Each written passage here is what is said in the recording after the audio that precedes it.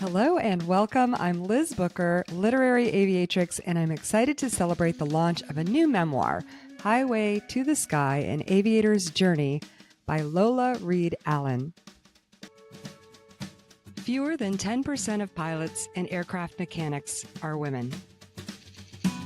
These are their stories of tenacity, adventure, and courage. Stories with the power to inspire, heal, and connect. Welcome to the Literary Aviatrix community, where we leverage the power of story to build and celebrate our community and inspire the next generation of aviation. Lola Reid Allin, welcome. Thank you so much. I'm so delighted to be here, and I appreciate your interest in my book and aviation. Well, of course, I'm interested in aviation, in your book, especially as a pretty regular participant in the Aviatrix Book Club. We've heard about this book for a few years. I'm so excited for you that you're finally at the point of launching this story. Congratulations. Would you give us a synopsis of the book and maybe do a reading? I'd be delighted. Well, spoiler alert, it's about aviation, but it's specifically about women in aviation. And of course, it's specifically about me. It is a memoir. It's about my journey to become a commercial pilot in Canada, and that is to fly and earn my living as a commercial pilot in Canada. And it starts early in my life, just briefly, and my desire to fly. And I expressed this as a 7-year-old to my parents when we're on a flight from Toronto to Regina via Winnipeg, because in 1962, there was no such thing as a nonstop flight from Toronto to Regina. So we flew turboprops, we flew through thunderstorms, but I thought this was pretty exciting as a child, right? I didn't know all the things that might go wrong. But at any rate, I expressed to my father, I want to be a pilot when I grow up. And he said something along the lines of, don't be silly, girls don't fly. And as time went on, I really bought into that. Girls don't fly. I didn't see any pilots. And my parents had their own personal problems.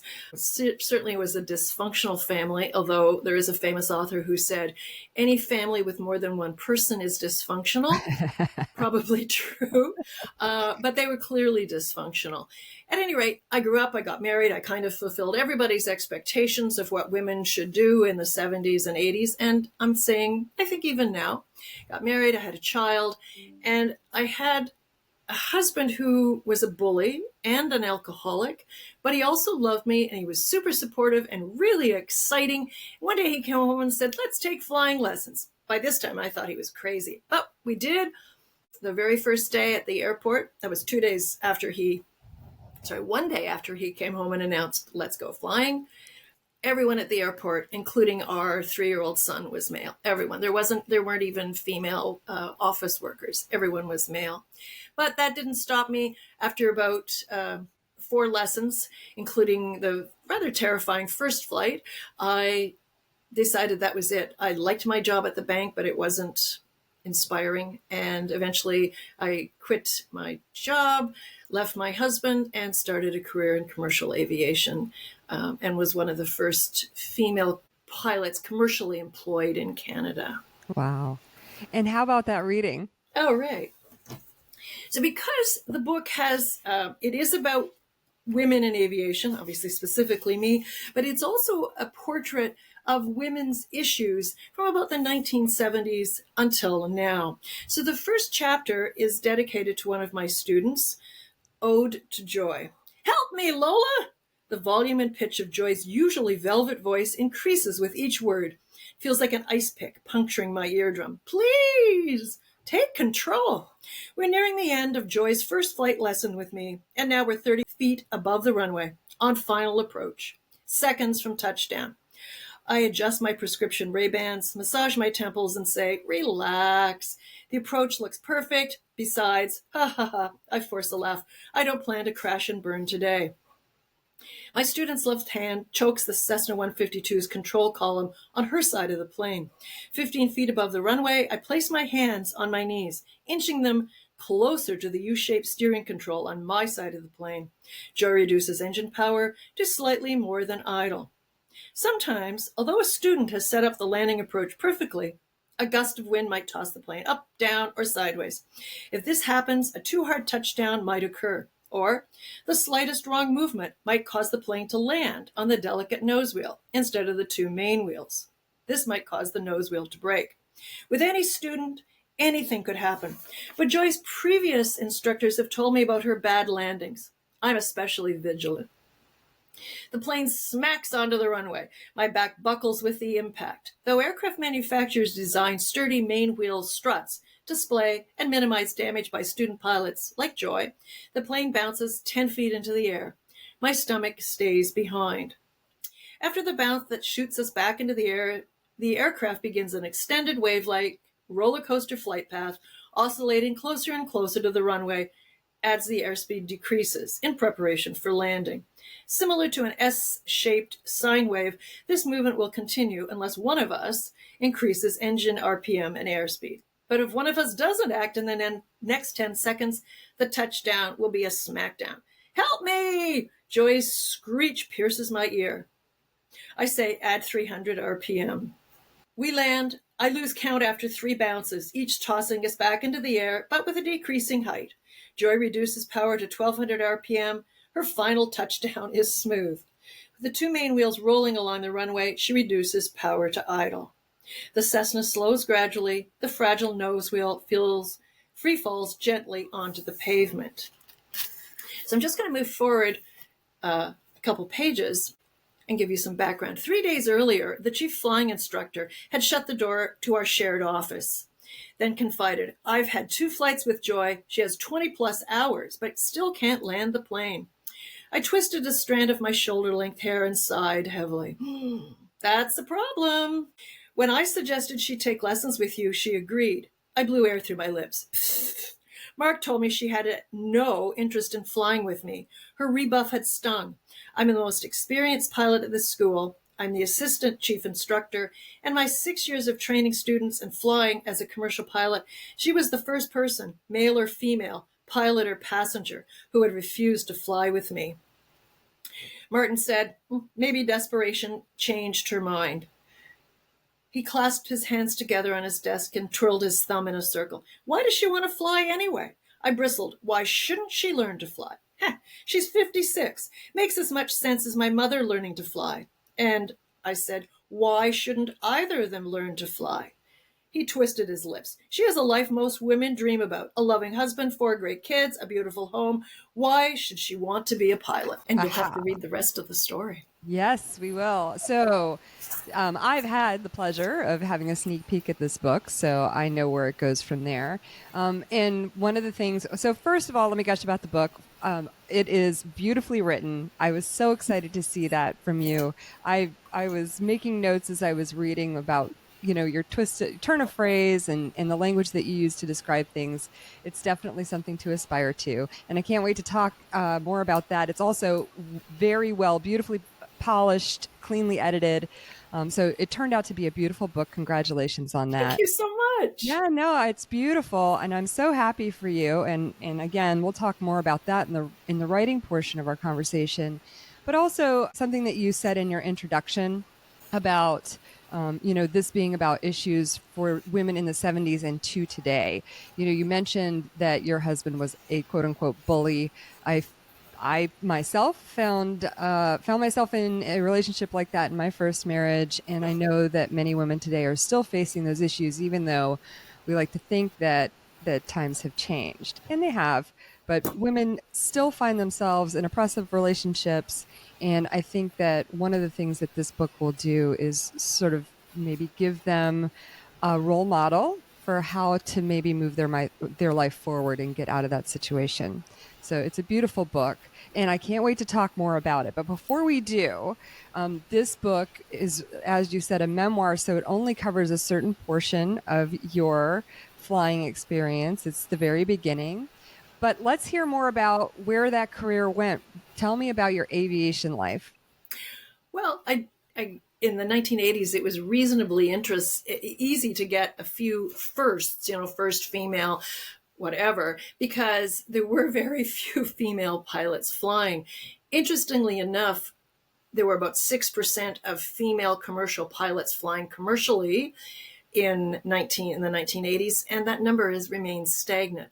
Yeah. But with respect to my own personal career, I was the first female chief flying instructor at the Waterloo Wellington Flight Center, the first female chief flying instructor at the Vanderhoof Airport in British Columbia, which is the central interior of British Columbia. And if you looked on a line of the map, after I accepted the job, I was astonished to find that the line of latitude went right over into the center of Hudson Bay. And I went, whoa, that's way far north. But it was great. I got a lot of mountain experience there. Mm-hmm. I also flew in Northern Ontario, Navajos, Aztecs, Twin Otters, and later I worked at de Havilland Flight Safety in Toronto, and I was the first female instructor or lead on the Twin Otter -6 training program. Oh, and I was also the first female pilot flying a Twin Otter DHC 300 series on a scheduled service airline.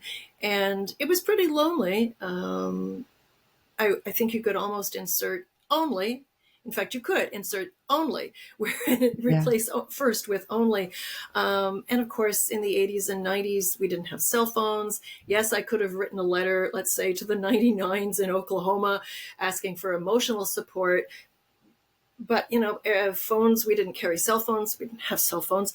Telephone calls were very expensive and letters were very greatly delayed. So it was like being isolated. And I had some great colleagues. I also, of course, had some who were less than happy to have a female flying with them. Yeah, and you talk about some of that in the book. And so what did your career arc look like? Like, how long were you actively flying? And then what made you decide, whenever, I assume that you're not flying professionally anymore. So correct. How did that come to a close for you? The biggest issue for me was wearing glasses. Oh. So now that's no longer an issue, unless, of course, your vision is 220 and you're considered legally blind. But that was a big issue. Okay. The laser surgery was revolutionary, and I did know a couple of people who'd had it successfully done. But my eyesight wasn't bad. It was 20/40. That's really not so bad, but it still wasn't acceptable. And that's changed now because most of the training is done on a simulator rather than on the real aircraft. So it's much less costly. So that has changed. Plus, the laser surgery is much, much better these days. So that was a real sticking point for me. No matter how much I wished to fly for Air Canada or a corporate jet, it just wasn't going to happen. Ah. It's sort of like wanting to be a ballerina, and I think I'm average weight and height, but I'm just not ballerina material. And so that was a big issue for me. Oh, wow. So I actually went back to university, and when I was the chief instructor at Waterloo Wellington Flight Center, which was then called the Flying Club, I was also finishing my degree at the University of Waterloo. And just as a plug for both, they now have a joint training program, which is awesome. So you can get a 4-year degree at the university in anything, not specifically aviation-related subjects, and graduate from the Waterloo Wellington Flight Center with all your ratings, which is pretty impressive. Oh, that's really great. Then I went to the de Havilland Flight Safety, which was in essence a non-flying position. It was with simulators, but I was getting a little frustrated. But I thought, you know what? A change of scenery. I'm going to go. I love the Twin Otter, love the -8. I'm going to go out west to British Columbia. I'm going to fly with Air BC. And right about that time, my mother had a heart attack and died, and left me with a house. And I had all my furniture in it because, remember, I was going out west to British Columbia, and I live in Ontario. And that's all stuff. But my grandmother had she was recently widowed, and then she just lost her only child. So she was pretty freaked out, as you can imagine. So okay. I stuck around here for a bit, my hometown. I taught for a little bit. And then I believe in looking at challenges as opportunities. I went on a scuba diving trip with the local scuba club. And after 3 days, I turned to my best friend, Judy, and said, that's it. I'm moving here. I'm going to get a job as a dive master and I'm going to live here. 9 months later, I did. And I was working as a dive master and a scuba dive shop manager. But the real reason for me moving was to fulfill another dream of mine, which was to work and live with the Maya of Mesoamerica, which would be Mexico's Yucatan, Chiapas, and then Belize, Guatemala, Honduras, and El Salvador. So I have minimal experience with those last two and extensive experience with Belize and Mexico and Guatemala. And I still go back frequently. And that's the topic of my next book. Oh my gosh, I can't wait for that. And I can't wait to talk more about that. That's incredible. Well, now that we've kind of talked about what your career looked like or what your life looked like, and I have more questions about that later, let's get back to the book. So, why did you want to write this book and publish it? Well, exactly as you said, to inspire people, to be a role model, to let them know that the stuff that they're putting up with now, even though they have more resources to cope with it, is the stuff I put up with in the 70s and the 80s. And I was astonished to learn this. So I mentioned traveling to Mexico. I lived in Mexico for 3 years, but subsequent to that, I would travel to Mexico and Belize. And most times there wasn't a nonstop flight from Toronto to those countries. I could go, yes, Toronto nonstop to Cancun and then take a bus. And I sometimes did.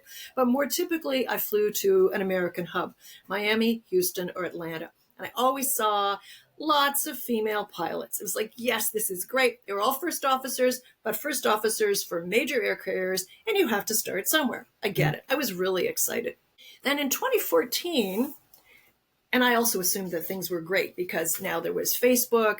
You know, you could talk to someone instantly. Everybody had cell phones. I assumed that because I'd seen so many that the numbers had increased. And I was right. The numbers had increased, but the percentage remained the same. And in fact, actually slumped from the 1980s. So in the 1970s and 80s, there was a lot of propaganda that said, you've come a long way, baby. That was a cigarette commercial.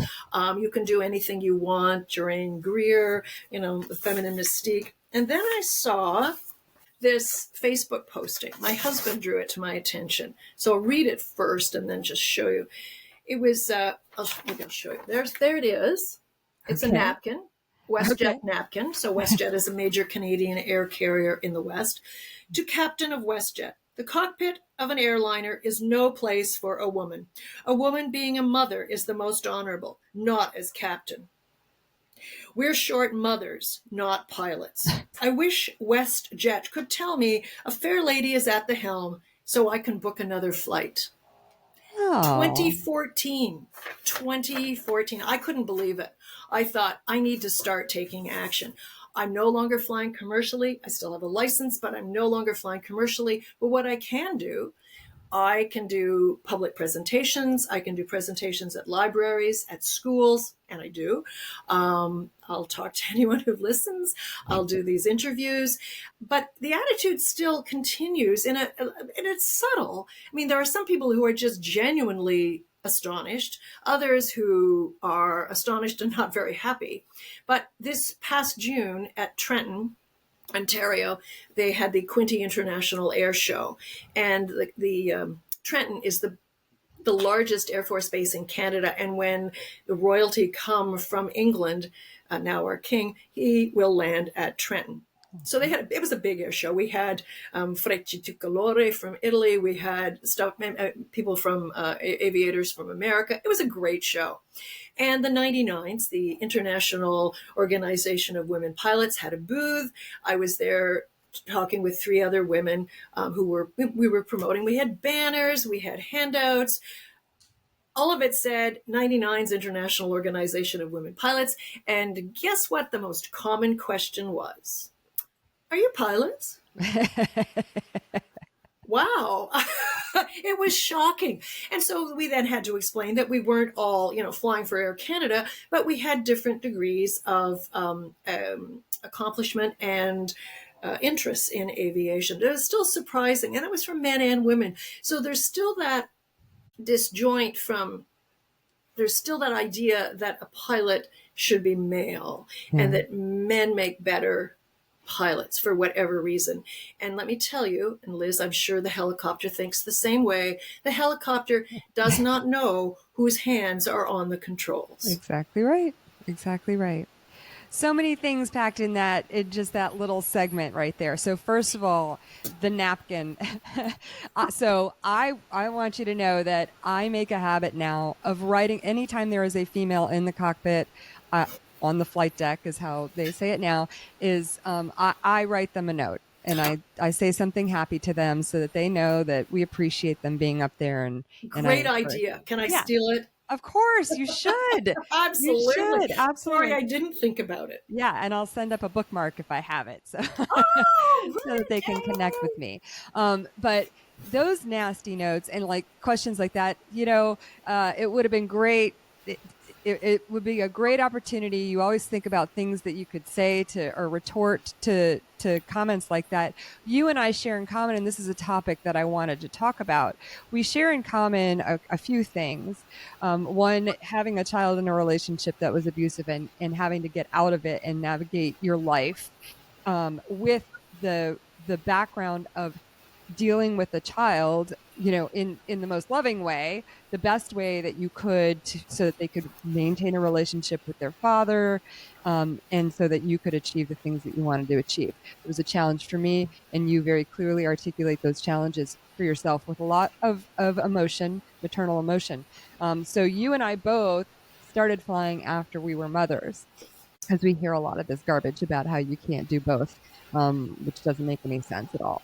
Because you can go do any other career and have children, but apparently people have this preconceived notion that you can't be a pilot and have children. So this is a theme that I really appreciated in your book, because this is a situation that I think a lot of women do find themselves in. In fact, I highlighted one of these women that we met at Sun and Fun a couple of years ago in a 99s magazine article, who completely just upended her life with the encouragement of the 99s. Nice. And at 36 with children, and finally got to pursue her dream of flying. So that's awesome. It is. It's a wonderful testament to the supportive nature of our community, the 99s, when you have the opportunity to be surrounded by supportive people, the things that you're talking about doing this outreach. I also wanted to mention, I focus a lot of my outreach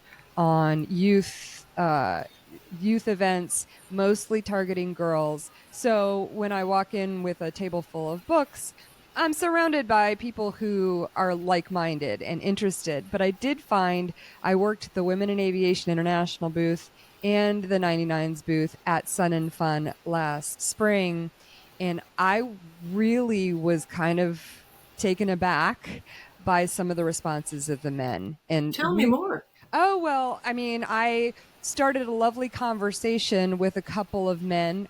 I thought started off lovely.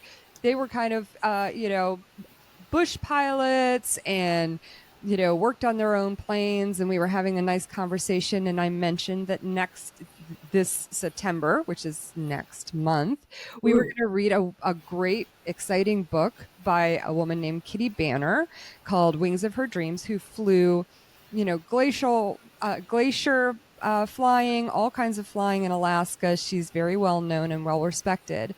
And one of the guys said, "Oh, yeah, that's fiction." Yeah. I mean, that's just one example of the encounters that we have. And I just was kind of like, you know what? I'm not here for you. Move along. I just said, have a nice day. Because I was representing WAI at the time. And so I couldn't tell them what I really thought. I was like, you guys have a nice day. And like, I just turned and tracked the next female that was walking down the aisle. So go ahead. Did they think it was that she was No.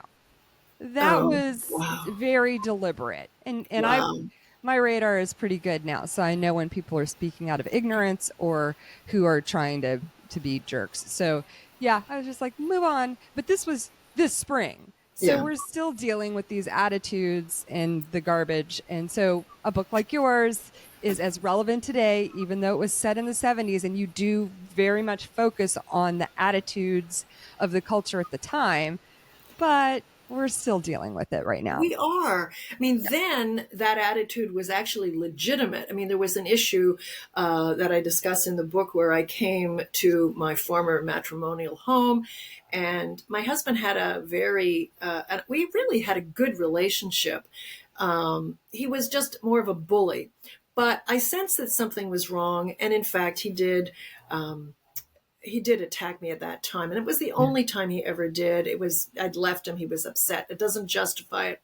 But when I went for help to the police, they could not come in the house. I worked out a pretty brilliant solution to get back in the house and have them help me without coming into the house. And they said, we can't, because even though you own the house 50-50, joint tenants, the woman, are basically a lesser citizen, and it's the home is the husband's castle. And that was changed in 1980 in Ontario. But that's an example of legitimate power. They Yeah. couldn't they couldn't disregard that law. Yeah. So we have, the laws have changed, and there are issues though. So for example, if you were flying for a major air carrier, you're going to have a flight deck data recorder, a voice recorder.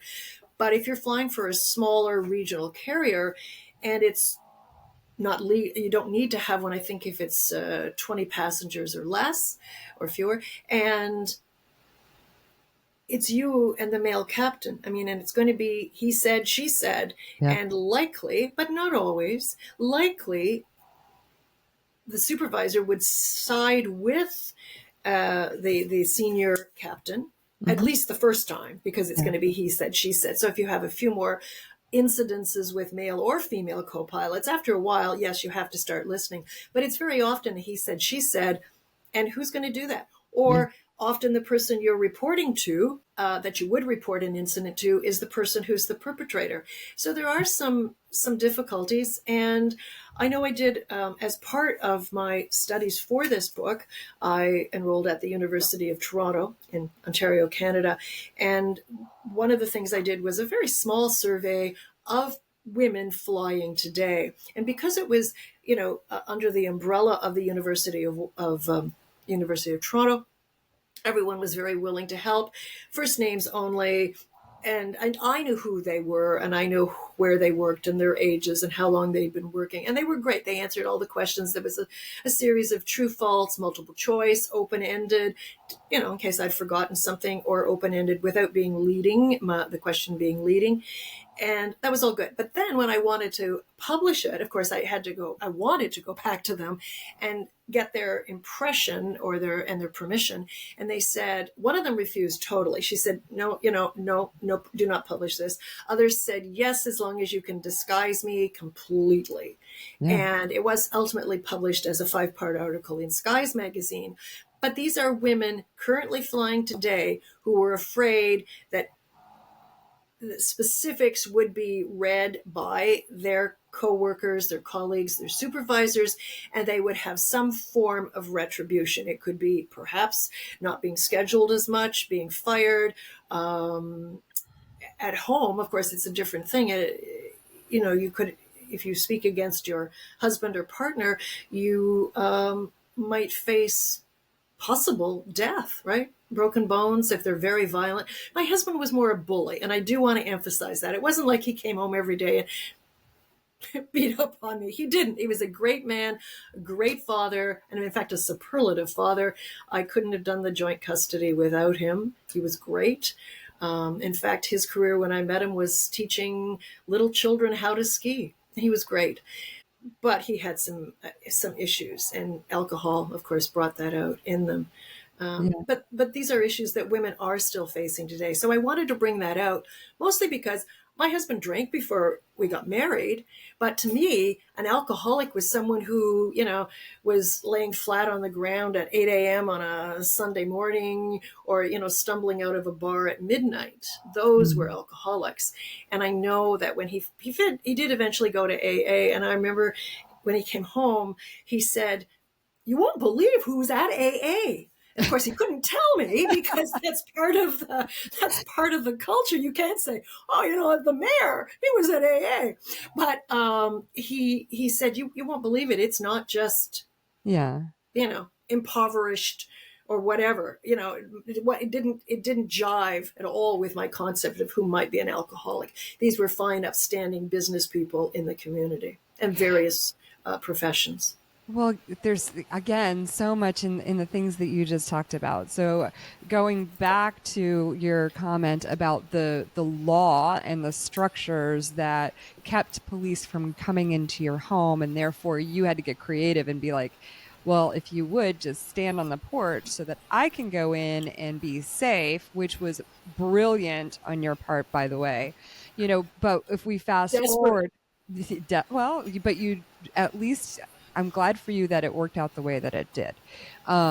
Because you can fast forward to stories like Erica Armstrong's A Chick in the Cockpit, where she got into a really terrible situation legally because, and not because of the law, but because of biases, really, and the attitudes of law enforcement around domestic abuse. So, these things still go on. And then you talked about the power structure of aviation itself. It is like the pilot in command is the pilot in command.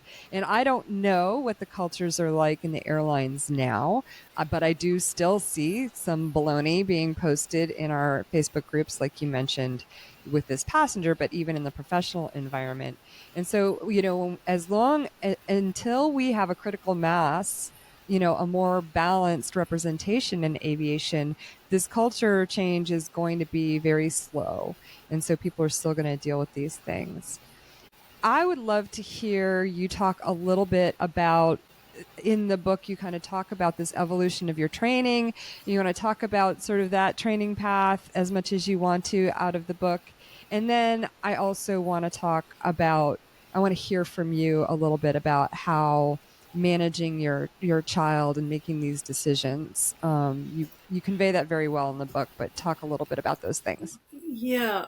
Well, I started at one school in southern Ontario, which, by the way, is further south than the border between California and Oregon. So I was quite far south, and I learned to navigate in this area with roads and rivers and Lake Huron, Lake Erie, Lake Ontario, the North Shore, obviously.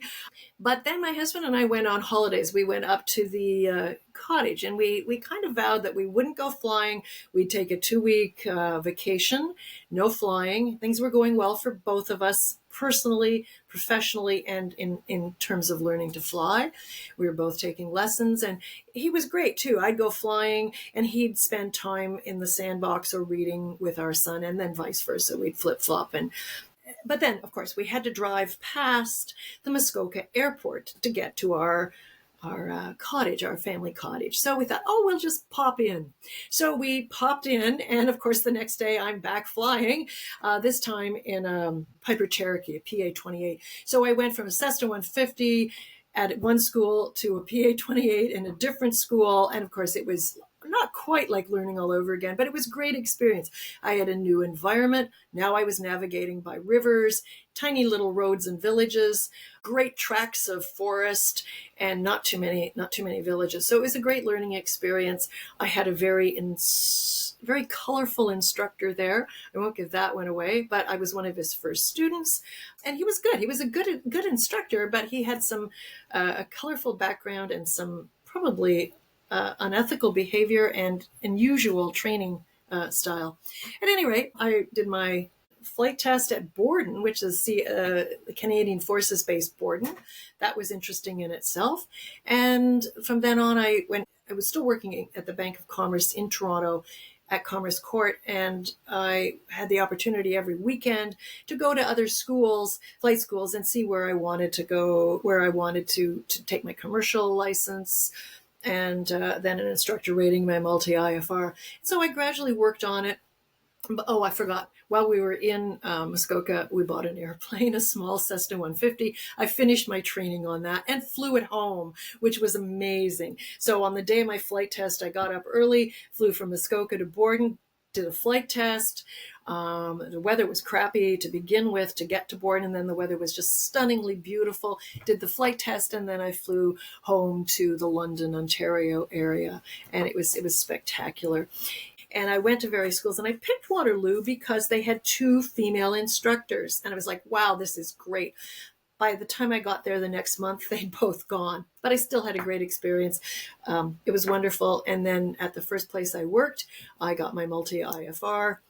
And here's where things started to change a little bit for me, because the person in charge used a little bit of coercive power, which would be, now you know what you need to do to become a charter pilot, which was sleep with him. And he also used reward power, which is, if you sleep with me, I'll make you a charter pilot. Yeah. I didn't. And I soon left. And his behavior, actually, that was almost acceptable compared to what he did next. So I had no choice but to leave that place. And that's when I went out to British Columbia. And that was a great experience. Then I moved back to Northern Ontario when I just applied for a job as a pilot on the Navajo, and I did that, and then I got promoted to the Twin Otter. It was great. So lots of diverse experience, lots of different instructors. I still would probably do it that way rather than staying at the same school, but I will tell you, it was a very expensive way to do it, to change planes and change schools, but it was worth it. And then I did also my instructor rating at the Waterloo Airport as well, and that was great. And in the background, this whole time, you're trying to figure out how to structure your life so that you can continue pursuing this, have enough money to pursue it, and also support yourself now that you're separated from your husband. So talk a little bit about that and providing structure for your son. Right. Well, after we separated, he got the house. And we had a very agreeable separation. We went to the lawyer together, to the astonishment of the lawyer. He was a friend of ours, but he didn't expect both of us to come. So to the visit, or all 3 of us had to come. Our son came too. He was 3. Paul was very helpful. He got the house because he had a more flexible job, and he was off every weekend. So we also felt that if our son could stay in the matrimonial home, it would be less traumatic for him. I still support that decision. I had an apartment. I've always been pretty good at logistics, and certainly tried my skills out to the max, working things out. It got a little difficult at the beginning because Paul, at that point, then did get a bit ornery and kept trying to get us back together. Anyway, he ultimately gave up. And he was very supportive. Neither of us really needed the money. We'd made a bunch of good financial decisions in terms of purchasing real estate. We paid cash for the airplane. Again, this is in 1979, but we paid cash for the airplane. I sold it to finance my instructor rating, and then got a grant for the multi-IFR. But it got so that it was very flexible. At first, my husband would have our son, say, all year, except for all holidays. So weekends or long weekends and all summer. And then we would flip-flop the next year. That worked fairly well until he got to be maybe grade 4 or 5. That's hard to flip-flop after that. So then he did stay with his dad, who had remarried. And he remarried a woman so wonderful that if I'd been advertising and interviewing for a nanny, she would have got the job. She was just fabulous. So she made both our lives, or all 3 of our lives, easier, I guess. She was lovely. And if you don't mind me asking, looking back, does your son have any reflections of this, or how did it all work out for you guys? He remained good friends with both of us, really. I mean, parents, he his dad moved to Florida. His dad married both my husband's second and third wives lived in America, and were American. So he spent most of his life after me in America, bouncing back and forth as well. He didn't want to learn to fly. Yeah, well, I'm I'm failing 2 out of 3 so far. So let's see what Yeah, happens with the third one. yeah, it's interesting, isn't it? We were encouraging, but every time I took him flying or his dad took him flying, he would go, Yeah, but no interest whatsoever. He was interested in art and that's okay. becoming an artist. So, Wow. Well, that's cool. Good for him.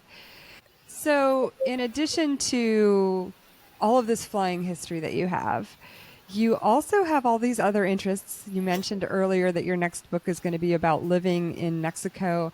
I see you out in the world doing travel presentations. Tell us a little bit about that part of your life. You're a very adventurous woman, and I find you to be an inspiration in many ways. So tell well, us a little bit thank you. about that. I think if you can survive domestic abuse, whether it's mostly bullying, and if you can survive working in a hostile environment, because that's really what it was Yeah. hostile. Yes, there were some supportive colleagues, but it got to the point where one in particular who was always watching me, always judging me, and that kind of attitude or environment creates and fosters that imposter syndrome, right? I mean, if you're always judged, men have the imposter syndrome too, but after a while, they're not judged as intently and continuously. They typically don't have or retain that feeling of, do I really deserve to be here? But it Mm. got to the point where I really hated going to work. I guess I have one more thing to say about home care or child care. I Oh, was also very fortunate to find a teenage girl who was about 17, completely dependable, who would come and stay overnight when I was on overnighters. And after a while, since she wasn't the best cook, she said, do you suppose I could take your son home with me to my mom and dad, and he can stay with mom and dad? So it was like he got this next set of mm, grandparents. It was amazing. I'm forever indebted to her. And to my husband, too, for encouraging me to become a pilot. That's very important to me, because he wasn't a bad man at all. He'd lost his way, but he was not a bad man. Nevertheless, if you can survive that kind of hostile environment at home and in the workplace, it sets you up for almost anything, right? So I had no problem moving to Mexico, going to tiny little villages after I learned Spanish, and introducing myself, because most Maya men will know Spanish. That is, if they live in Guatemala or Mexico. mhm. Most Maya men will learn English if they live in Belize. Until 1981, Belize was British Honduras, so that's still one of their official languages. So I would go into the smaller areas, the very rural, tiny little villages. For example, the La Candon in Chiapas, Mexico, Todos Santos Cuchumatanes in the western highlands of Guatemala. Both of those speak Spanish as a first language. And then in southwestern Belize with the Mopan and Quechua Maya. And I would live actually in their homes, which is a little different. Most researchers prefer to stay in the village, but stay in a home of their own. And the first village I went to was the small village in southwestern Belize, because I spoke English as a first language. And they said, sure, you can stay here. We've got a little guest cabin. They showed it to me, and it was lovely. It was wood. It had a poured cement floor. It had beds. It had mosquito netting, coal oil lanterns. It was charming. It was like a cottage in Canada. I mean, a rural cottage in Canada. I said, I love this, but you know what? I've got my hammock. Can I, sling my hammock in your front room, which is reserved typically for men and men greeting male visitors.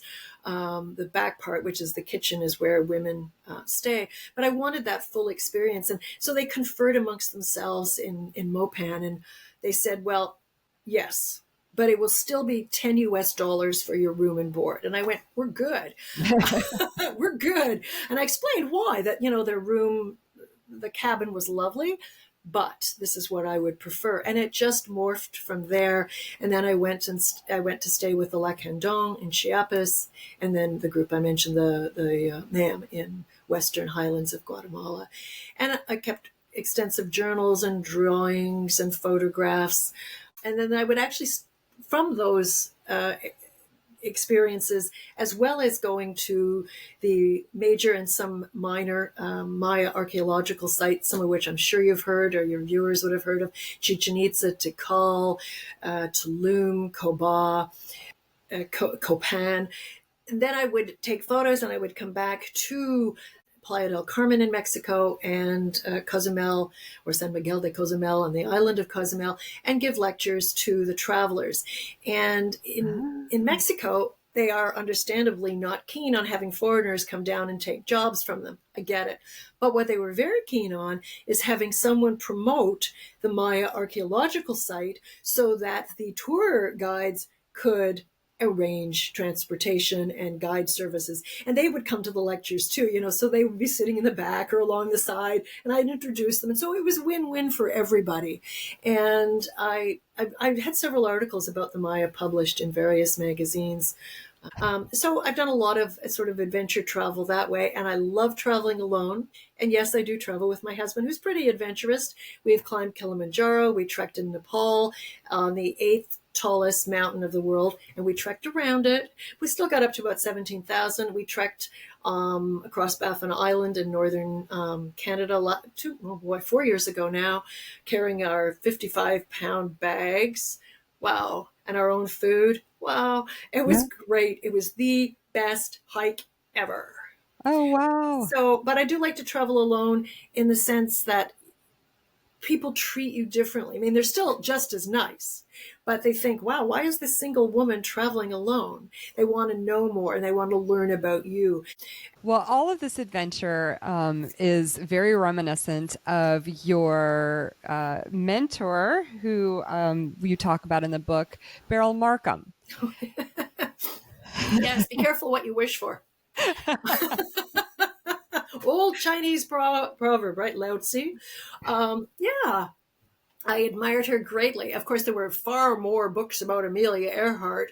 In fact, during one of my presentations at a school, I was 10 minutes into it, and somebody said, "When are you going to mention Amelia Earhart?" I was like, right, she is really important, and we are indebted to her. But let's talk about all these other women, not the least of which is Beryl Markham, who, yes, absolutely had a fabulously colorful life, being raised in Nairobi, on a farm near Nairobi, with her father, the mother, and her younger brother, who was not as healthy as Beryl, went back to England, and they were farmers. And her life is portrayed briefly in the Robert Redford Meryl Streep film Out of Africa. Yeah. They had to rewrite her character because at the point in 1985, Beryl Markham was still alive. Right. There's a great documentary about her, Beryl Markham, World Without Walls. Fabulous documentary. And I mentioned that in the book as well. But yeah, she was one of the early people to ditch the double standard. She did what she wanted. She had support. So she flew across the Atlantic from London to west, to Canada, to North America on a dare, which is amazing, by a very wealthy British man.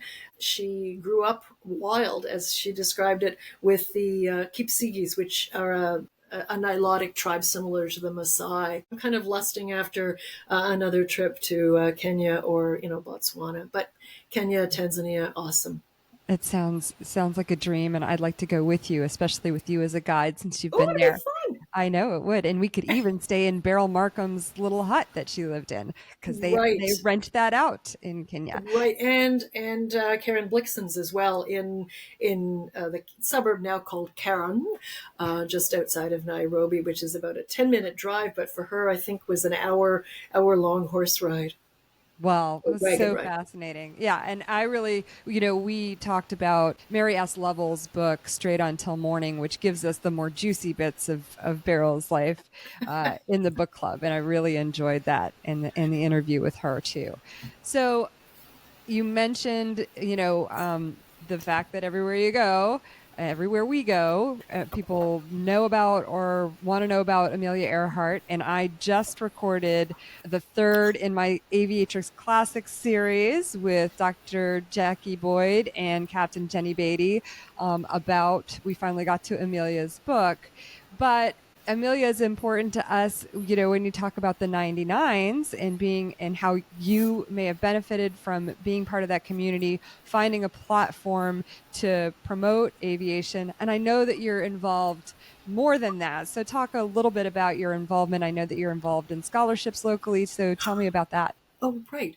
Well, I wanted to give back. And Mm-hmm. I realized I wasn't likely to get hired, even now that the eyesight requirement isn't as stringent as it was. It wasn't going to happen. I just didn't even want to do it. Actually, I wanted to do this outreach. I joined many years ago. I joined the first Canadian chapter of the 99s, and that's from Toronto and then east to basically the Quebec border. And as part of that, I'm co-lead with the Education and Outreach Committee. So my co-lead is Mira Bisonneau, and we do outreach via Zoom, in person to schools, private and public schools, as well as at libraries. But I also wanted to start some kind of a scholarship, and I'd been wanting to do that for a while, but I had absolutely no idea how to do it.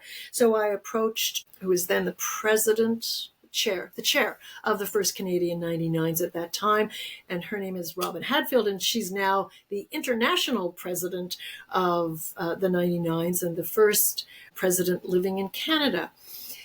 Which is great. And I say living in Canada. She is Canadian, but she is American as well. She has dual citizenship. Anyway, so I approached Robin and she said, "Oh, of course I'll help you. Absolutely. This is how, you gave me some suggestions on how to do it, worked with me. And at the end, she said, how do you feel about, me contributing the same amount?" And I went, "That works for me. The more, the merrier." So it is a scholarship for a female pilot between the ages of 21 and 34. They have to have a commercial license. In other words, already be vested Right. in aviation. And it could be for anything, a multi-IFR. It's not a huge grant, but it is increasing every year, which is great. It could be multi-IFR, a float rating, an instructor rating. Even if you are already flying commercially, we're happy to do, because you could fly commercially in a float plane, but not have a multi-IFR. So then you can get your multi-engine instrument rating. So we're happy to fund that. And all the presentations I do, not specifically those related to my Women in Aviation history presentation, I ask for a fee, and I donate that fee to the scholarship itself. Well, that's wonderful. So thank you so much for what you're doing to give back to the community. Pleasure. I'm involved in my local 99s in the way that I can, and then hopefully contribute to the bigger picture through this project as well.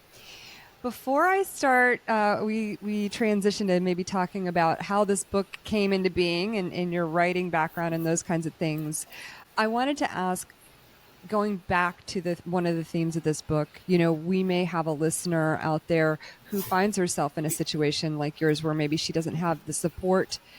Well, you had obviously the support at home to go flying, but you were in a relationship that you needed to get out of. Do you have any advice for somebody who finds herself in that situation? Well, my husband was supportive, Right. but once I got my license, he was still trying to control me, and that was an issue. It was a big issue for me, and it was at that point I said, "We're done. I'm sorry, we're done. Yeah. I need to be able to speak for myself. You have no right to speak for me. You have no right to interrupt me when I'm talking. If you want to talk about me, in a positive way, praise me to others at your work when I'm not around, or your friends, please do. That's totally awesome. But if I'm in the middle of a sentence, please don't interrupt me. That's very rude." Mhm. So that was the support I had, and that was the extent of the support. The rest of it was all my determination.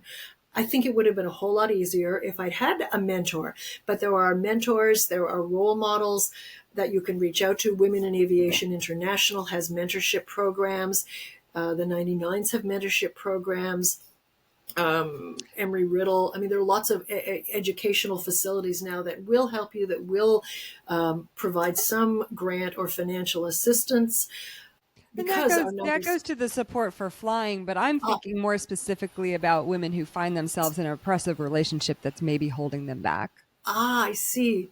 You have to recognize, I mean, if you're just at the beginning, at the cusp of the abuse, you have to recognize the symptoms, or the signs of an abusive relationship that will escalate. If he's very controlling, if he's doesn't let you talk, if he's demeaning, these are all signs, and that's probably a good time to get out now.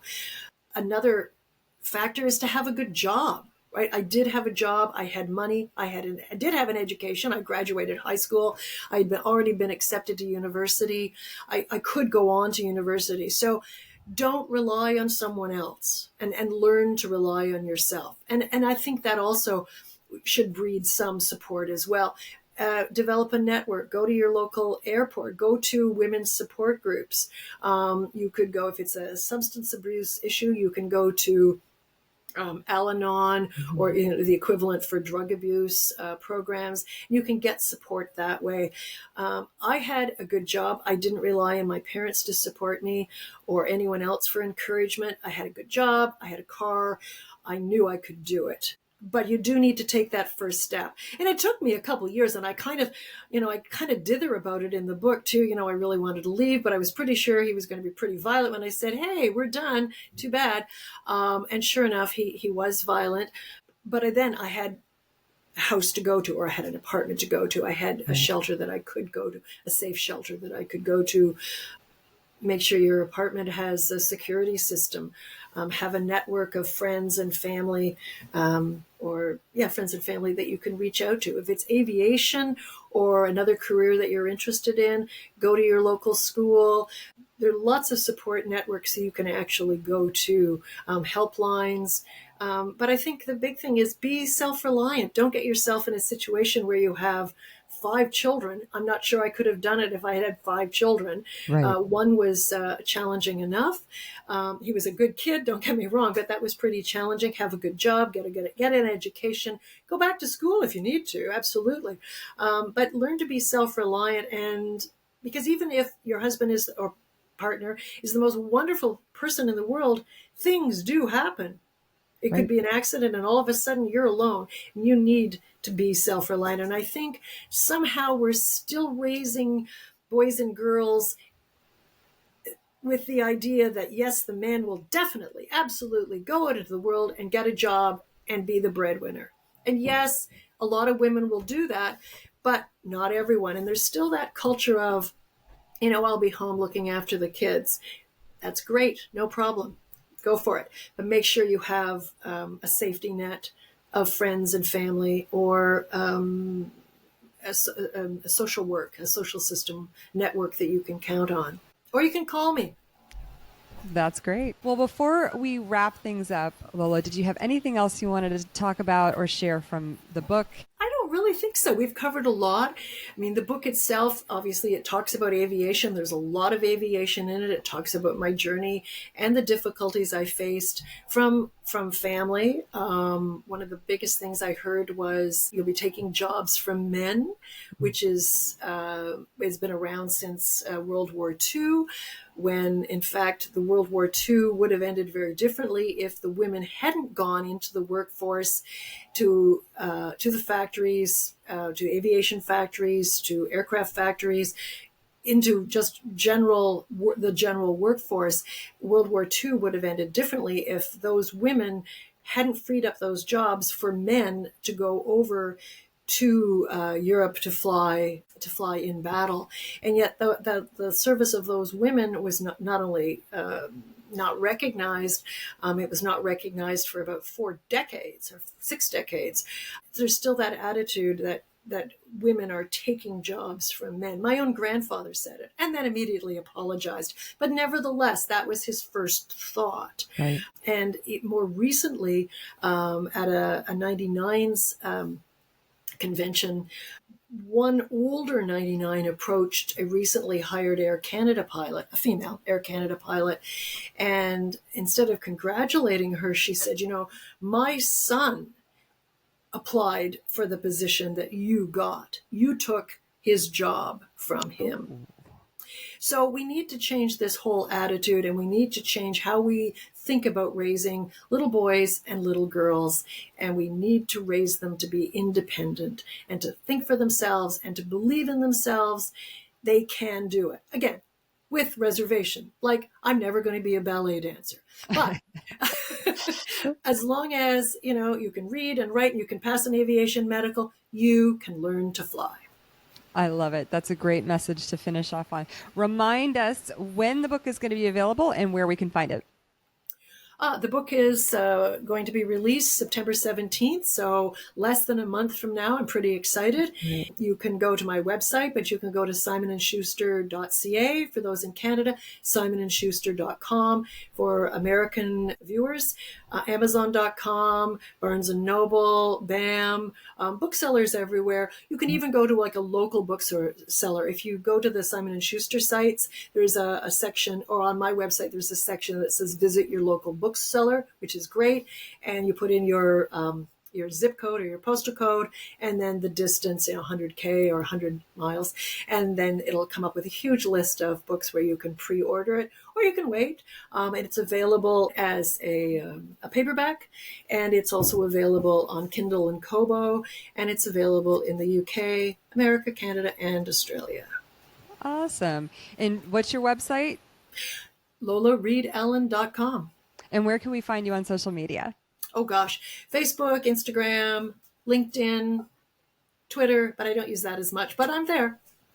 Well, Lola, thank you so much for sharing your story. I cannot wait to talk about this next year in the book club. We will definitely, when you look for the 2025 list, it will definitely be on it, and we'll talk to you again about it. Lola, thank you. Well done, and congratulations on the launch of this book. Thank you very much. I really appreciate the interview, and always nice chatting with you, Liz. And here I am.